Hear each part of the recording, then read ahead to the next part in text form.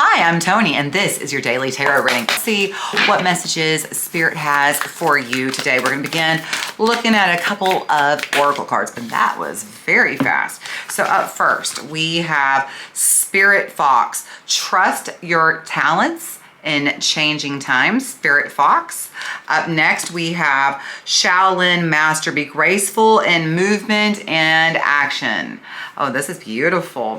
And then the last one we have is Eagle. See from a higher perspective. So one thing just kind of jumps right out at me over all of these is you have a fox. If you look right here, the Shaolin Master, he's holding a cricket or grasshopper, I'm not sure which, and an eagle. So there is a lot of animal energy here. So, you know, when we talk about animal energy, we talk about trusting our instincts, okay, and being guided by our instincts. So that's the first thing here. You know, very often I talk about trusting our intuition, but listen, you got instincts for a reason. They weren't just given to you so you could ignore them, okay? Instincts, or our gut reaction, as some people might call them, that is there for a purpose, and it serves a purpose. So this is a message for some of you, but you need to start paying attention to your gut reaction, to your instincts, okay? And trust your instincts.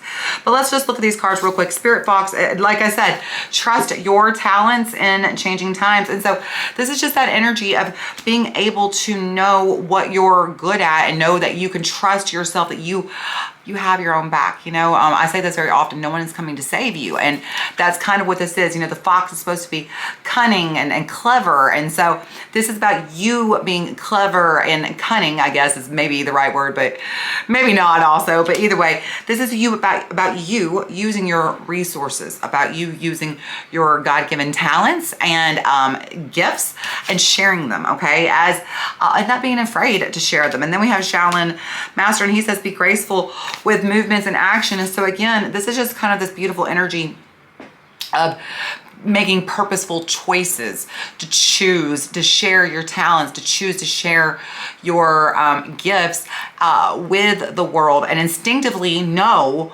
when and how and where to share your talents and to share your gifts. And then lastly, see it from a higher perspective. And I think this has a lot to do with instinct because, you know, the eagle, whenever there's a storm, like a thunderstorm, the eagle doesn't stay down here and get wet. That would be silly. The eagle is so much greater than that. The eagle can fly over the storm, and the eagle literally will circle over a storm until it's cleared, and then he can come back down, and the eagle can stay up in the air. I could be wrong, but I think it's like a week. It might be longer than that. I mean, my mind's saying a month, but there's no way. Like, really? I mean, like, I guess, but maybe I'm probably wrong about that, y'all. So don't quote me on that. I'm probably wrong about that, but I'm almost positive an eagle could stay up in the air for up to a week if it had to, which is pretty crazy to think that a storm would last that long, right? But anyhow, but this is about coming from that higher perspective. So we don't go low when the storm comes in, we go high, okay? We try to take the higher perspective. We try to rise above the storm. And I think that's important because if you notice what it says here on Spirit Fox, trust your talents during changing times. And this is about having a higher perspective. So as we are going, it feels like you may be going into some challenging situations coming up on the horizon. And as these storms are coming up on the horizon, they're telling you that you can trust yourself to not sink low, not be afraid of the storms. Don't be afraid of the thunder and the lightning. Rise above it. Trust yourself to get out of that. And as you do, this is about taking action. You know, our instincts are important, but our intuition guides us to take action. Okay, so trust your instincts, and as your instincts show you what you need to be doing, you're going to be getting intuitive nudges, intuitive hits that are going to tell you to take direct action. Okay.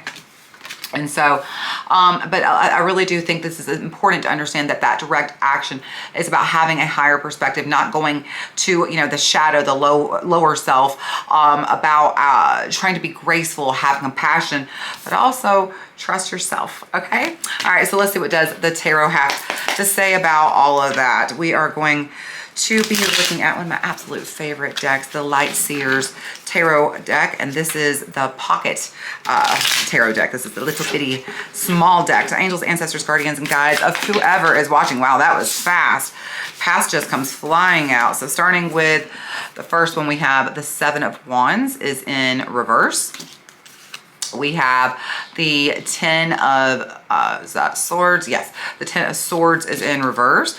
Okay, so kind of getting out of your comfort zone, wanting to lay down your worries, but as soon as you try, there is that immediate defensiveness, immediate trigger showing up and kind of stopping you from moving forward. Okay, so this is definitely telling me the tale that you have been working on trying to have a higher perspective, trying to have more grace, trying to have more compassion, trying to not react, but have a response. In other words, to rise above, to be before, before the situation, when you see the storm coming on the horizon, to go ahead and have, as the fox says, what did the fox say? Okay, y'all, sorry. As the fox mentions in this picture, being prepared, being ready, trust your talents in these changing times. So you see that storm coming on the horizon, so you prepare yourself. So in other words, what I'm saying is, maybe, you have had a bad habit of having a bad reaction to certain situations, or maybe your first reaction is anger and then you calm down, or whatever this is, that there's a habit or a pattern that you're aware of. Okay, that's what they're saying. There's this habit or pattern that you're aware of, that you are, in the past, you were ready, you've been ready probably for a while now to get over, to get past. But the minute that the challenge shows up, okay, the trigger shows up, you're just not ready. It's like your mind is ready, but you haven't, you just keep sinking back into that habit, into that pattern, and you keep beating yourself up. I get the energy that, because we've got both the 7 of Wands and the 9 of Wands here, this is the energy of core wounds, of defensiveness, of triggers and things like that. So I get the energy that this is just every single time you're like, okay, next time I'm going to handle this better. I'm going to do this differently. And when you don't, I really get the energy that you're beating yourself up. And I think that's why Shaolin Master is showing up. Be graceful in movement and action is telling you, listen, you learn more in the failures than you ever do in the wins. Okay. You always learn more in the L's, always learning in the L, right? And the loss. But it's true. The wins never teach you much, but the losses teach you everything, okay?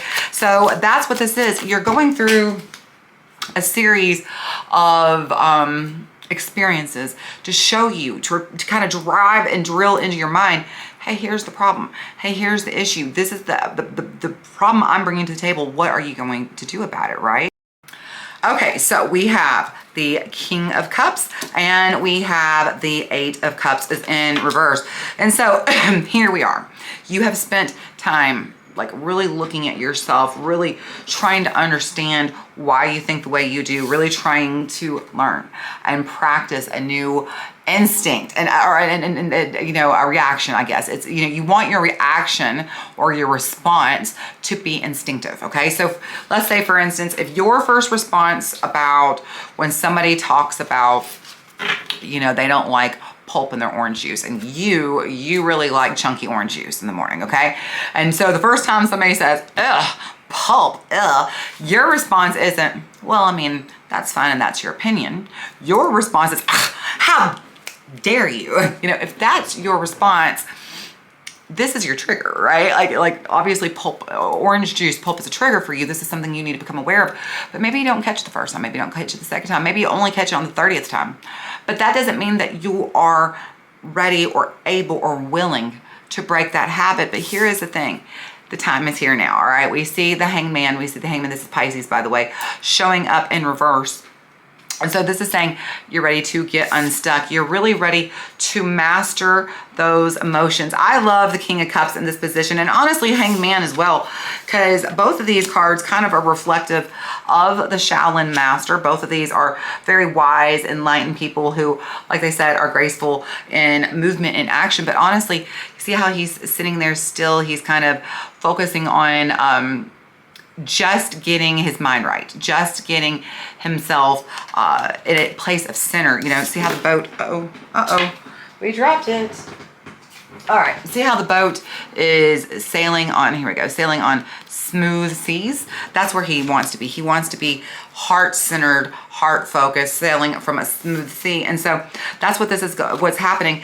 But the energy here is telling me you're still having a hard time. This is, no matter how much of a good intention we have, no matter Sometimes we can practice and practice and practice, but it doesn't always mean that we're ready, okay?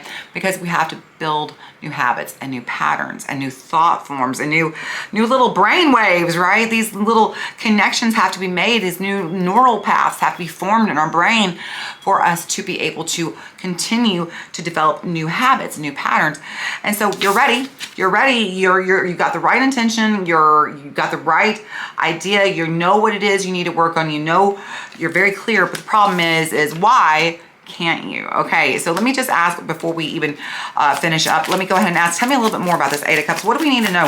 What is the issue with why are they having a hard time? Five of Cups in there. Five of Cups. Five of Cups. Below that we have Temperance, and above that we have Six of Cups. Listen, this is some childhood, if not family or ancestral generational habits, patterns, belief that you have picked up that is ingrained in your mind, in your DNA, and your way of being, and your core, okay?